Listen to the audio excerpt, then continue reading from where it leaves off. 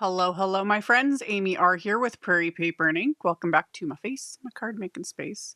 A couple of cards using the Waffle Flower August release. Super good. I will have a link to the release in the description box below the video.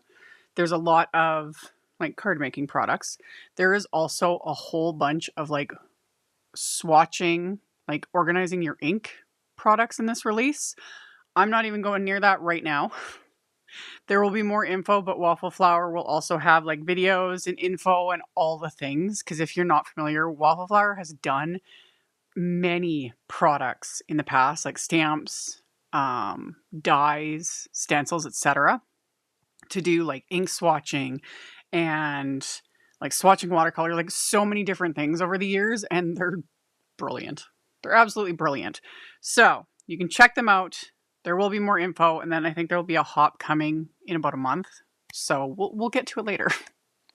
So the other thing to note is there is another postage collage stencil set in this release. I don't have it, so I wasn't able to do a video on it. It's really pretty. I am going to have to get my hands on it at some point. But yeah, that'll be in the release. You can check it out. I'm sure some of the makers have made fabulous things. It's wonderful. So I chose one of the large, kind of die and stencil sets. We did some simple ink blending, splatter, of course, glitter cardstock, and then added some little hummingbirds. So everything I use for today's cards will be listed and linked in the description box below the video. My links are affiliate links. That just means that if you click on one of my links and end up placing an order, I do get a little kickback from that at no extra cost to you. That is what helps pay the bills, keeps the lights on, enables me to keep bringing out content. And yeah, let's get into making the cards. So this is the Hibiscus Cluster Die set. And it's quite large, not fully A2 size, but it will take up almost my entire A2 card. It's got all this piercing detail, and some of the parts kind of lift up, I guess. So if you wanted to, I didn't do this, but if you wanted to, you could actually tuck little foam squares under there when you're done and, create extra dimension, which is super fun. So I had die cut it from Simon Says Stamps Smooth White Cardstock, and I die cut a second piece, just one of the flowers. So it looks like a messy little bit of a scrap at the moment, but this will come in handy later. And then I stuck it to my grip mat. And for all of my ink blending today, I am using Concord 9th inks. And for this combo, I started with grapefruit. And I'm using the Hibiscus Cluster stencil set. So it's a layering stencil set that will add color, or enable us to add color to these die cuts. So the first layer was the grapefruit. And then I'm going in with watermelon. I love how this combo turned out because pinky peachy colors. I love hibiscus. I think they're such gorgeous flowers. Cannot grow them here except for inside. The climate in Saskatchewan is not really conducive to hibiscus, but we can grow them as house plants. And I think I need to get one. I think I do because they're just so pretty. So I did those two colors. And then for the greenery, I'm starting with Avocado ink. And I'm going to blend that on. And all my blending right now, I'm using just the Waffle Flower blending brushes. And then I'm also going to use the Waffle Flower 1+ shader brushes, which I use a lot. I love those brushes. These I'm using for a little bit more detail because now I'm going in with Artichoke ink, which is a darker green, and keeping that more to the base of these leaves here. And all these colors, all these inks, will soften a bit and dry back, so they'll lighten a tiny bit as they dry. So added the ink to the extra die cut. And then the final stencil does the stamens and a little bit of kind of the stem areas on the greenery. And then the die set has 2 little wafer dies that are separate stamens, which at first I was like, but you don't need that. Your stencil already does it. But it adds dimension, and 2, it actually covers up, because on the next one that I did, I wasn't as good lining up the stencil because I was in a hurry. What else is new? And my stenciling wasn't that great. But I didn't have to worry about it because I was like, oh, I got the little die cuts. I can slap them on top and we're good to go. So for the stamens, I did sunflower ink. So now I've super sped this up. The other editing was sped up as well, but this is super sped up. I cleaned off all my stencils, and now I went to a different color combo using the same die set, same stencils, but this time I'm using Dragonfruit, which is such a nice color. So I started with Dragonfruit, and then I'm going in with Pimento, so a very kind of orangey red shade, and blending that on for the second layer. And then for the greenery for these ones, I'm going to use Sprout and Parsley.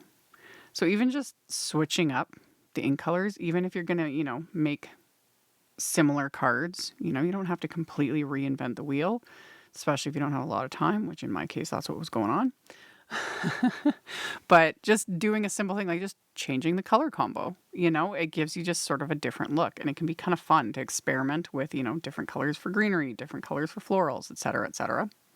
So did the exact same thing, like I did the Sprout ink, the lighter shade with the larger brush, and then I went in with the Parsley ink more towards like the bases, and then I'm going to use the Sunflower ink again for all the little stamens on these flowers. And that finished off the hibiscus. And they're so pretty. They're so pretty. So once I had those done, I used the new Quatrefoil Panel Die. That's this one. Love that. Love. Such like this would go with everything. There's also a Quatrefoil Texture Die, and that's one that doesn't die cut. It just pierces the pattern. I've talked about these types of dies like many times. Some of my favorites. Because yeah, it's just piercing detail. Like, it's so good. So I had die cut and pierced was this Rainforest? Yes, Rainforest cardstock from Simon Says Stamp. And then I super sped this up. It didn't take that long to apply the glue. I applied the glue around the back, like around the perimeter, and then just a few dots here and there. The whole, panel does not need to be covered with adhesive. A little dab will do ya. And then I adhered them together, and then I've got this background with like the texture and dimension. And then to just amp it up a little bit more, I am blending the Concord 9th Rainforest ink just around the perimeter, which normally creates more of a glow effect, which you'll see, but because I'm using such a large die on top of it, it's kind of irrelevant, But I also just didn't need to blend the entire piece because I wanted it. I'm on this very like dark, moody background kick, if you haven't noticed. I like it.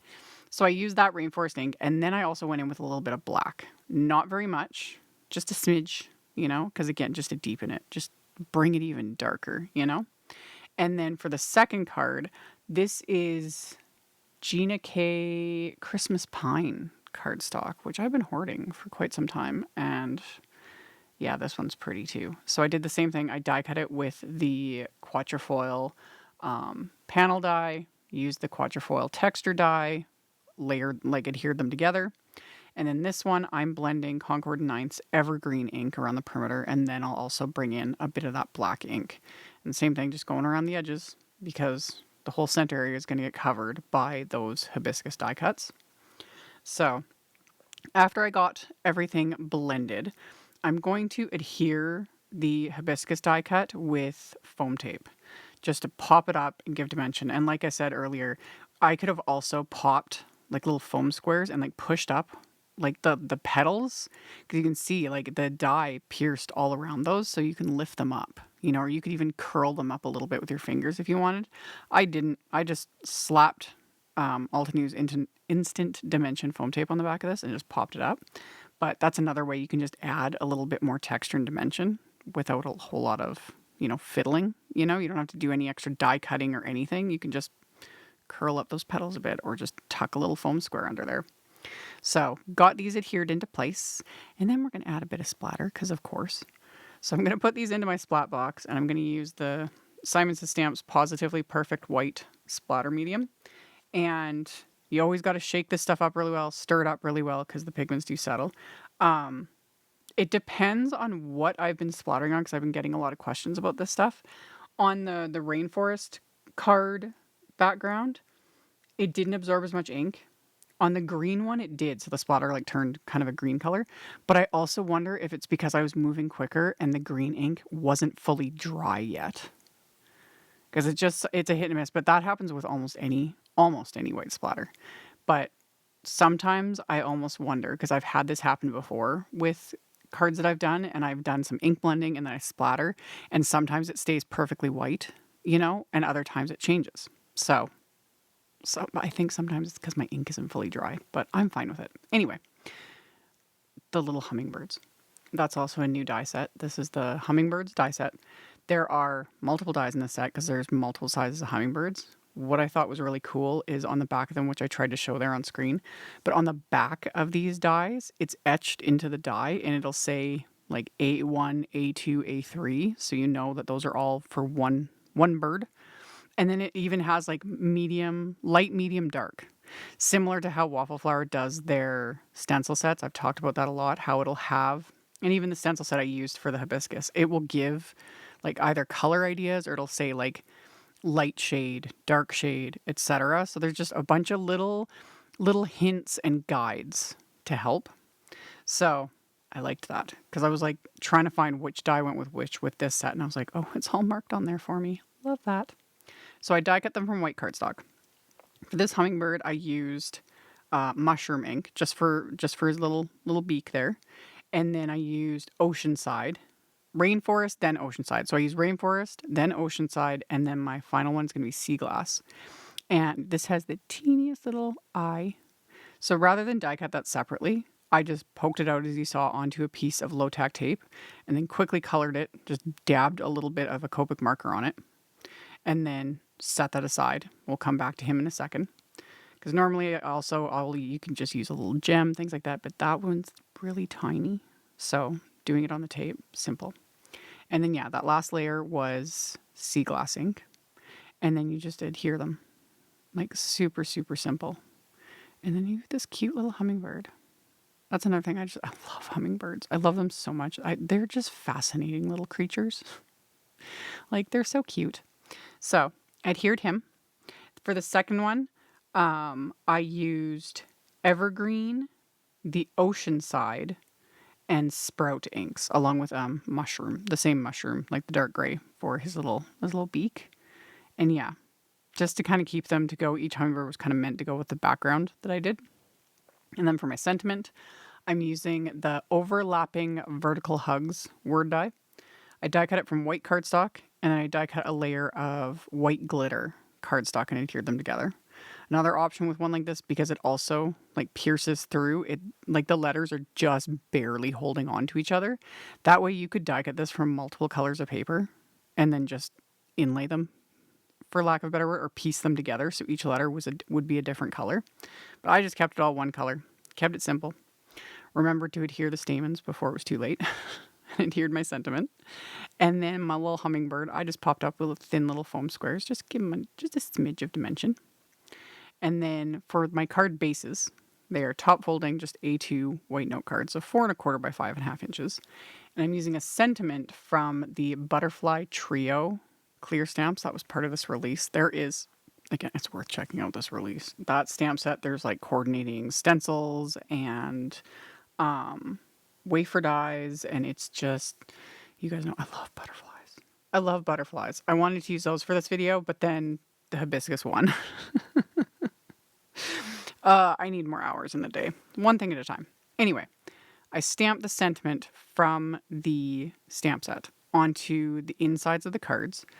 I used Evergreen and the Rainforest ink. So the same inks I used for the background. So one was in Evergreen, one was in Rainforest. And this is where that extra floral die cut came into play, because I wanted to adhere that to the insides of the cards. So I trimmed off a tiny little bit of it and then just slapped it down on the bottom corner here. And then I can just flip over the card base and trim off everything that's hanging off the edge of the card. So that way I've got a sentiment and, that extra little bit of like color from the floral on the inside of the card. And so once I've got that, I can then adhere the card front to the card base. And these cards are going to be complete. I just repeated the exact same thing with the second card and decided not to add any bling. I know, shocking, but I got splatter and the glitter cardstock and that cute little hummingbird and these great big hibiscus die cuts, and they're just fabulous. And I really like that grapefruit and watermelon combo as well. That's really pretty. That's actually one of my favorite like hibiscus colors is that one. Like, love it. And then you can't go wrong with dragonfruit and pimento. So fun. So those were the cards. As always, thank you all so very much for hanging out with me, for thumbs upping and commenting, letting them robot overlords know you like what you're seeing. I very much appreciate it. If you haven't subscribed, I'd love to have you. And I will see you all very soon in the next video. Bye. Thank you so much to my amazing Patreon supporters. For anyone that might be interested in joining my Patreon community and supporting me, the link to my Patreon is in the description box below the video. For everyone else, as always, thank you all so much for taking the time to watch my videos, for thumbs upping, commenting, subscribe if you haven't, I'd love to have you. And here's a couple other videos for you to check out in case you missed them. Bye!